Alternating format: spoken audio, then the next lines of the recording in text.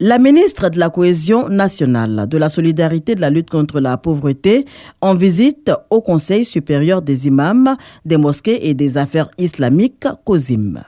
Échanges cordiaux entre la ministre Belmondo Dogo et le président du COSIM, Cheikh Aïma Ousmane Diakité, la nouvelle ministre de la Cohésion nationale, sollicite la bénédiction des guides religieux et leur implication pour la réussite de sa mission. Une démarche saluée par l'hôte du jour. En tant que guide religieux, notre raison d'être, c'est de prier pour la paix. La paix en chacun de nous, avec lui-même. Et la paix avec notre environnement, notamment notre environnement social. Donc nous sommes pleinement engagés à ses côtés. Nos prières l'accompagneront, Inch'Allah, mais pas seulement nos prières. Et chaque fois que nous serons en mesure de l'accompagner et de l'appuyer.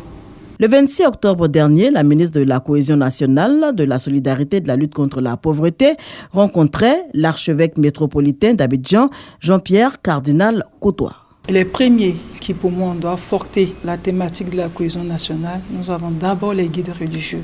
Ils sont au contact quotidien avec les populations. Le guide religieux est comme une aiguille qui doit recoudre le tissu social. Nous ne pouvons pas vivre dans une société sans qu'il y ait des frictions.